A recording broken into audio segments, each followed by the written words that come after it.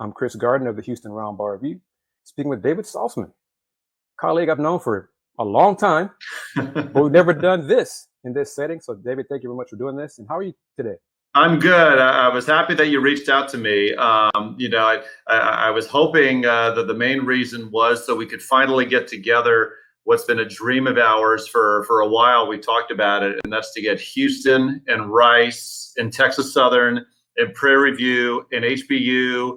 You can go to Lamar, same Houston, SFA, I don't care. Just get all these Houston area college basketball teams. You can do men one day and women the next day, or mix it, I don't care, right, and have them in one spot and have it celebrate the college hoops in Houston and the Houston area, because they've done it in Indianapolis, they've done it in Iowa, but they can do it in Philly. Yeah, I mean, they can do it in so many other places, and it would just be an awesome day. I think we need to start like Gardner Saltzman Productions and maybe just finally get it together ourselves, because that would be amazing for the city. We've talked about it forever, haven't we? Right. I think we would have to do that. Yeah. Because I know some coaches are more agreeable to it than others. But I still think it's a win-win for the city, and yes. So that's the reason why. I mean, it helped generate interest. Mm-hmm. You never know; you might keep some kids local. Yep. Become the annual thing and keep the talent here in the area. So yeah, to be a boost. But for sure, yeah. If it's a money thing, then we'll just have to raise money, and we'll give U of H a little more to entice them. They'd be the big draw, right? But we'll do what we can. Right. So that's what we'll do. We'll have to just make it happen, and just.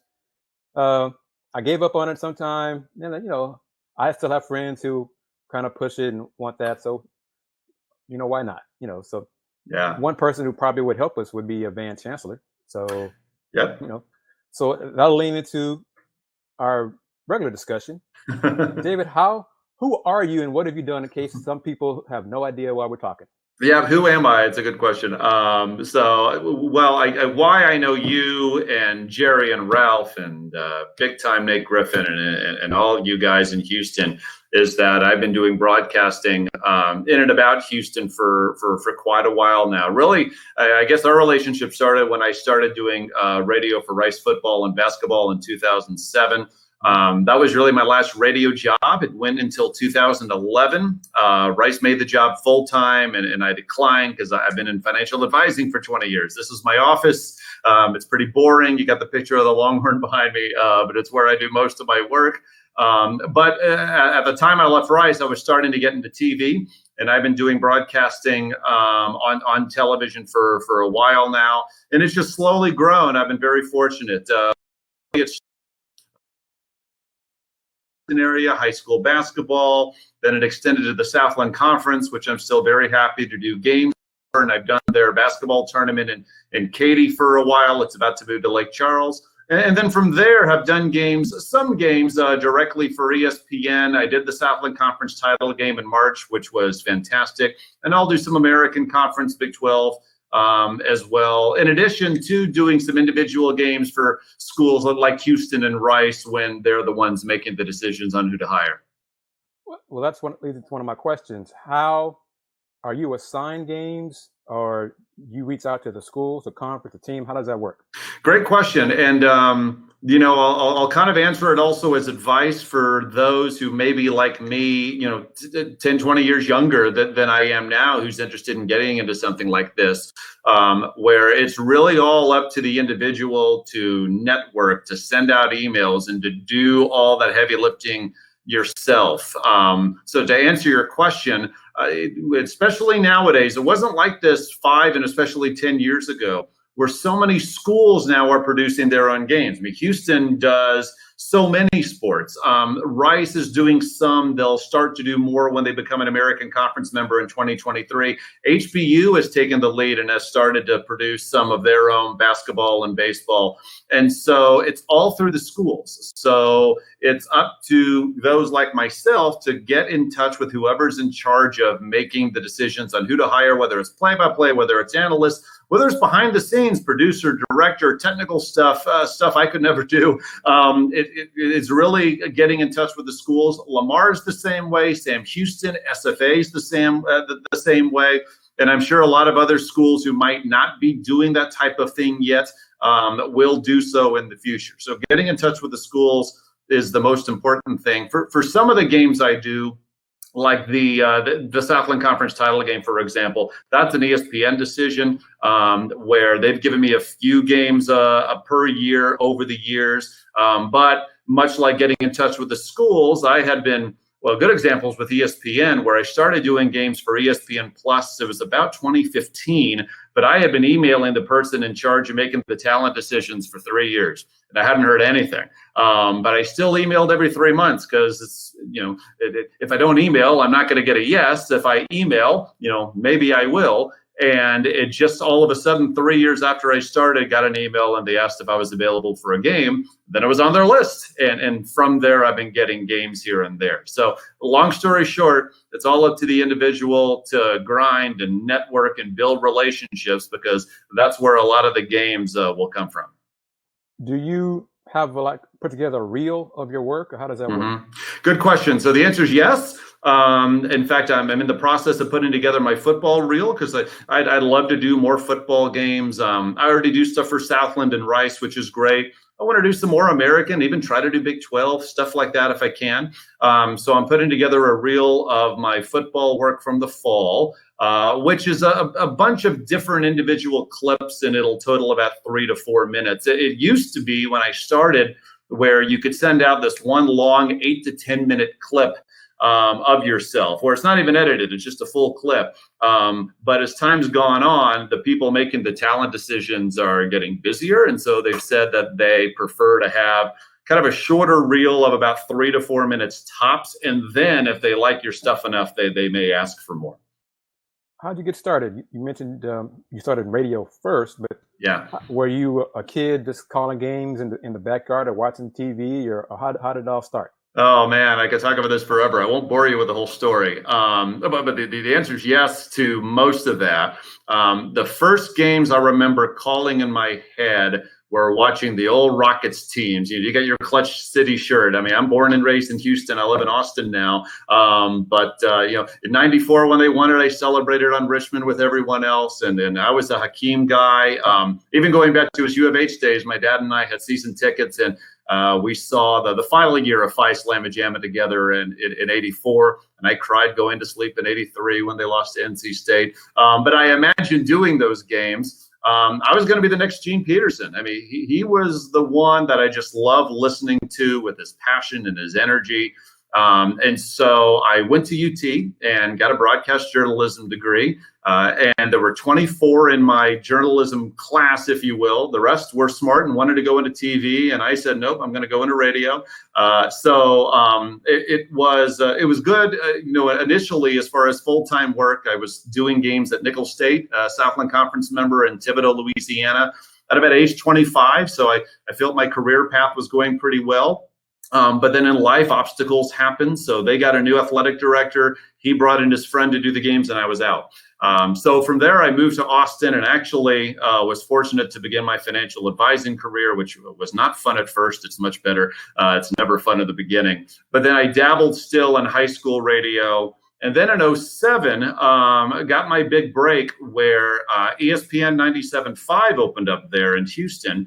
And I knew personally the first ever program director there, who's still a friend of mine, named John Medani. This goes back to what I said before about building relationships and networking. I reached out to John and I said, congratulations, it's great you're in Houston, because he had been out of Texas for a long time. And I said, can he have lunch? And we had lunch, and I just said, what games are you doing? I'd be interested in, say, high school games that you're putting on Fridays. And he said, well, I'm not doing any of that, but we're about to get the Rice games. The voice of Rice before was working full-time at another station. He couldn't move over. And literally the next day after having lunch with John, I was on the Rice campus talking to the person in charge and making the decision. And that's literally how I got the job, from a relationship, because I knew John when I interned in radio at UT back in the mid-'90s, just keeping that relationship up, keeping that friendship alive, and then asking really what he was doing. And from there, that's kind of when the career started to take off more, meeting you all and doing games on the college level. And as I mentioned before, shifting into TV. Have you kept the tally, even just in your head, about how many partners you work with on radio or TV? No, quite a few. Gosh, it goes back, and anyone who's done high school games, the my first high school game, football game, was in Diboll, which is just south of Lufkin. It was all 3A football back then, and the color analyst was the assistant principal at the high school. So that's not uncommon for small towns like that. And then even at Nichols, you think, and most colleges have their own analyst for a while, but when I got there, they really didn't have one. So the first year I did it with a Nichols student, and then the next year I did it with an old friend who I think sold street signs or something like that. But then kind of moving ahead, my first longtime analyst was the great Nick Griffin, who I know is good friends with both of us. And it's been a wonderful relationship and friendship with him. He has a lot of tolerance dealing with me for the 5 years that he did. And so I was able to be with him for all the times I was doing play-by-play for Rice football. And then with other games like the Southland, Van Chancellor, I've had the pleasure of doing games with, who's terrific, Jim Haller, among others. And then for the other games I do, it's kind of hit or miss. Reed Geddes, I've had the pleasure of doing games with at Houston, and he's amazing. So it's been quite a few, and I've learned from every one of them. I would imagine a few dozen, kind of to answer your question as to how many I've probably worked with overall. How would you describe your style? Oh, man. Well, I'm on TV now, so I would say too wordy, just because I'm an old radio guy. That's been the big challenge, and it still is not doing a radio call on TV because you simply don't need to do it. I've actually worked with a coach this year on making my calls even more concise, even like one-word descriptions, which has been helpful because you don't really have to describe a whole lot on TV because obviously you can see it. I would think, though, I want to be, if someone's watching a game, they're either very involved with their team, one of the teams that they're watching, or they're just big fans of the sport. And so what I try to do is bring an appropriate energy. I do think sometimes I'm watching games and there's not enough energy. I think the play-by-play and the analysts, they don't want to crowd the game. They're not the story. But at the same time, I think there's energy that you can supplement with what you're already seeing, whether it's a play on the field, the crowd going crazy, things of that nature. So I try to be energetic enough and fun enough because that's what sports is. That's why we do it. It's fun. It's great to be around the games. It's great to be around the people.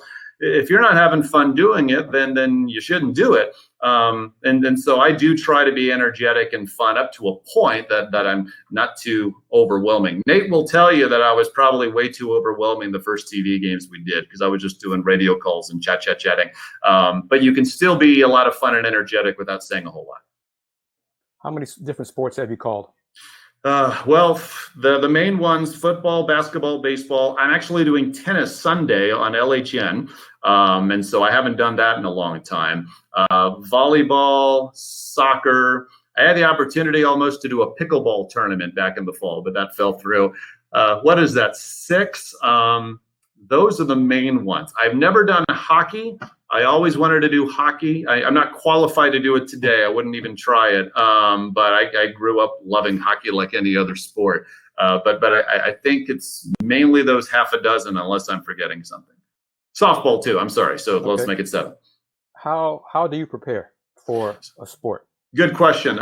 So it depends on the sport, but overall, you really want to know. Well, first off, you want to know the teams. You want to know how they've done. You want to know storylines involving the game itself. And then you also want to bring the analyst in because the analyst is going to be the one to describe the keys to each team, etc. But over and above this, and this is much more with TV than radio, because radio, you really only have time to describe the game unless there's a brief stoppage of play, for example. But on TV, that's not the case. So over and above just learning about the teams and the game coming up, I do try to focus a whole lot on the human interest element. Some sort of adversity one is overcome. Some cool ritual maybe a team has or a player has, some unusual upbringing.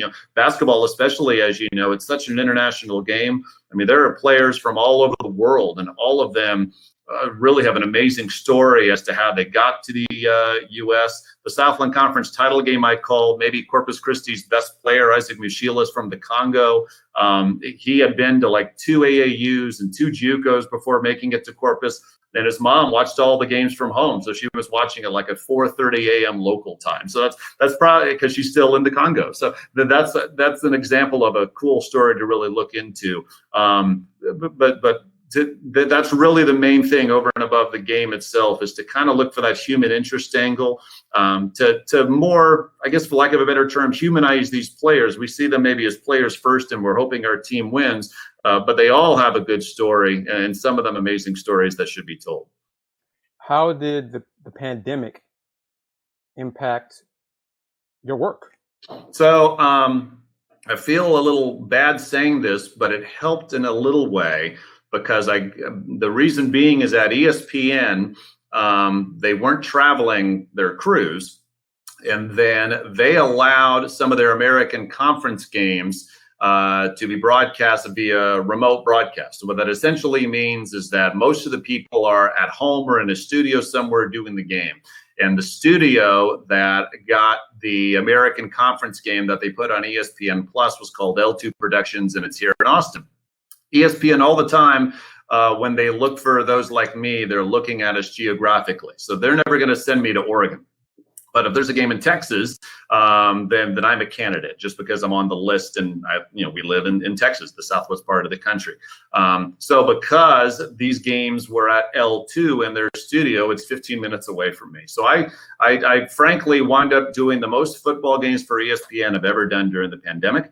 And then the next season, I guess that was this past fall, directly for ESPN, I didn't do any. So it's just kind of how it goes.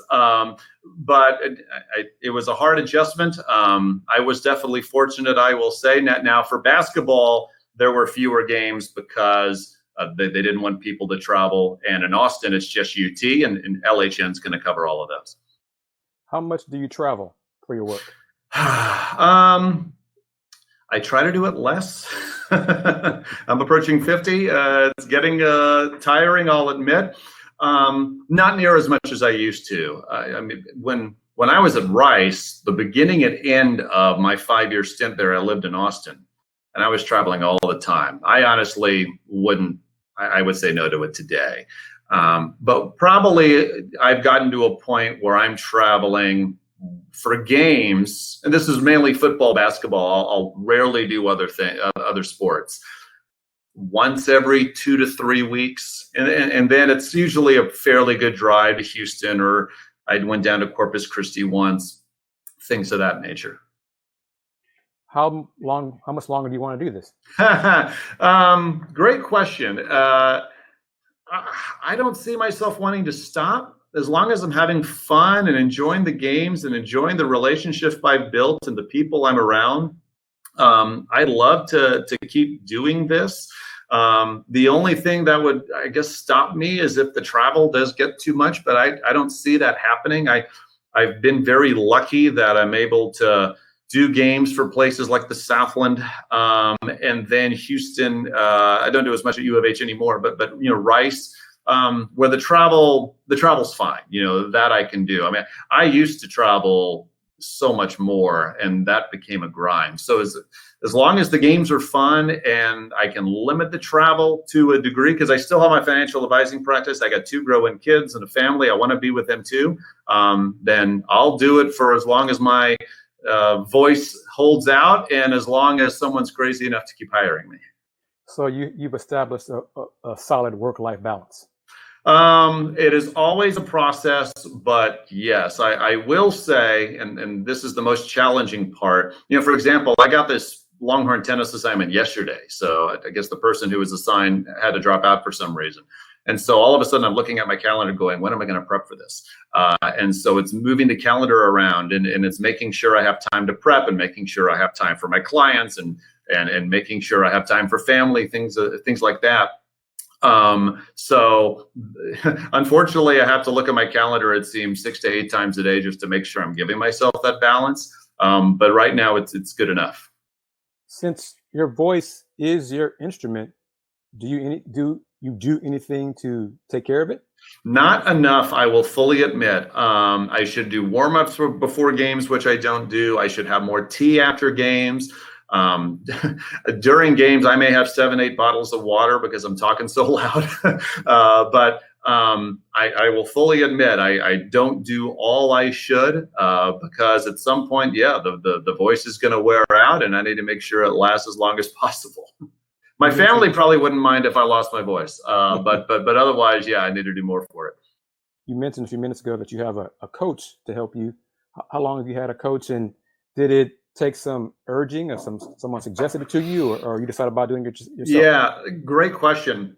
And thank you for bringing that up, because one regret that I've had, if I look back on for as long as I'm doing this, is that I have not used a coach really at all. I mean, this is my first real broadcasting coach. I went out and got advice from others here and there. But I think I got to a point where, I do games, and I love the people I do games for, the Southland and Rice, etc. But I want to sprinkle in games somewhere else if I can, like the American and the Big 12, like I mentioned. And so I got to a point where I was like, let's maybe take one step I haven't taken to see if it can help me get those types of games. Now, I haven't yet, but I'm still trying. So I hired a coach. Her name's Jill Montgomery. She's very tough and fair, and she's helped me a ton. She's with her own company called 4 Leaf.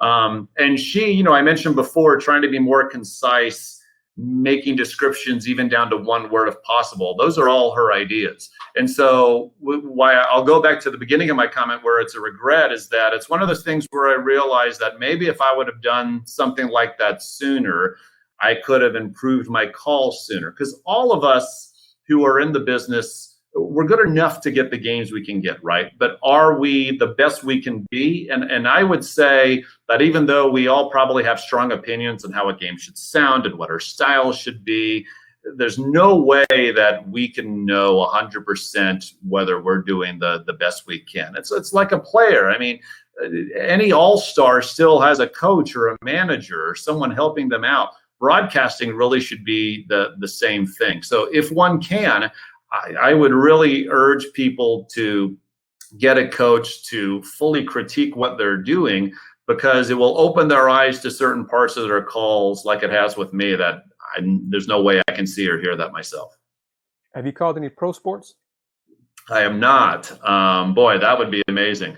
But no, I'm trying to think if I'm forgetting. But no pro sports at all. How much has technology changed since you started?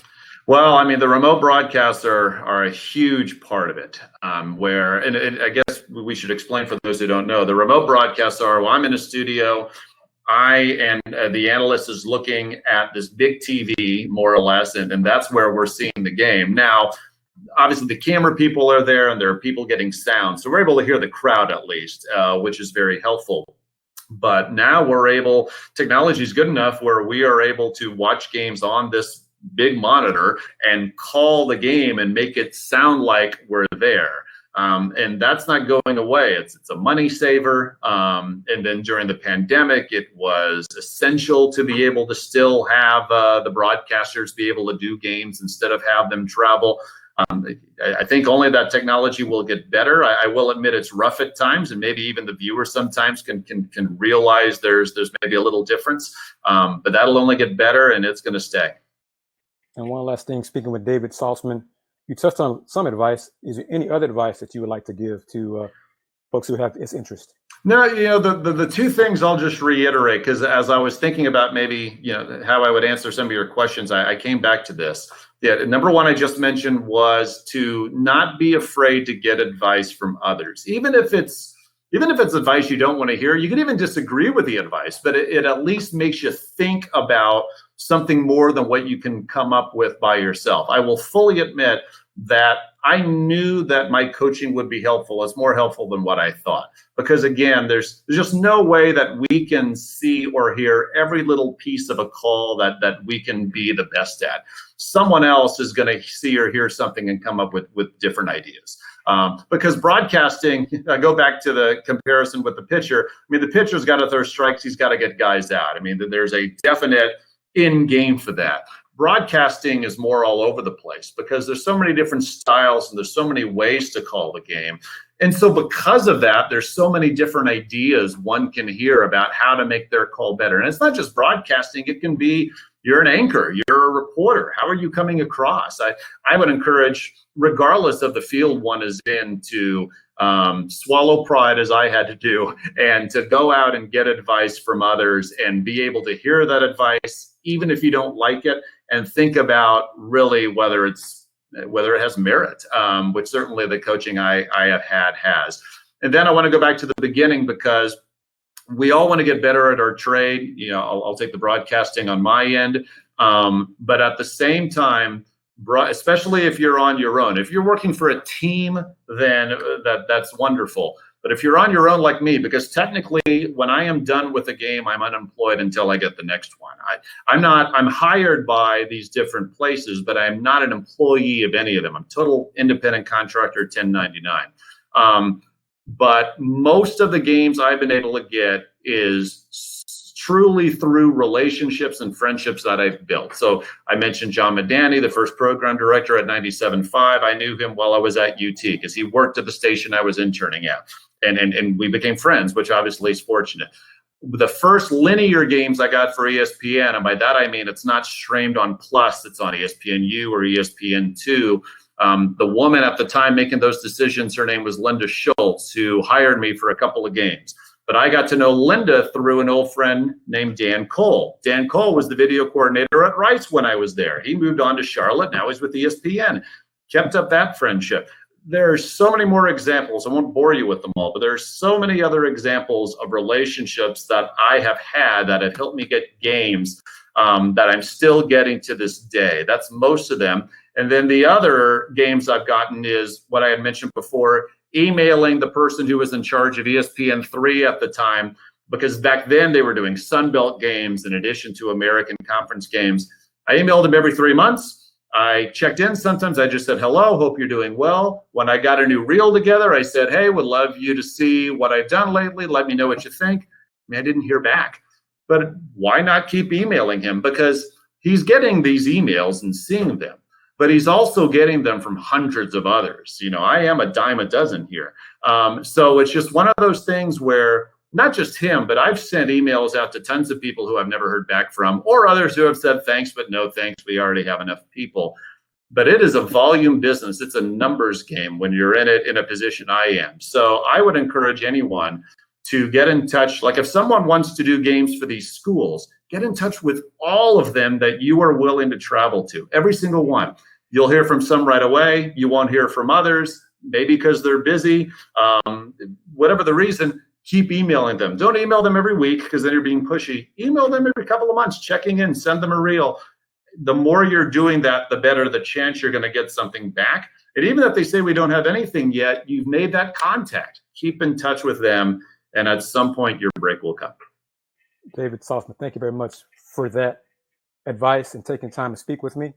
I appreciate it, man. And let's see if we can make it happen. Let's do it. Let's do it. And I want to say about you, no one covers Houston hoops like you. I think you're going to Minneapolis right for the Final Four, which is awesome. And so thanks for what you do, because you cover the game as it should. I mean, you cover the pro sports, but you do men, women's college hoops. You're all over it, and you're a great, great resource. So I'm envious of your trip this week, but go and have fun, and let's get this event together somehow. It'll be great for Houston. Let's start networking and getting a team together.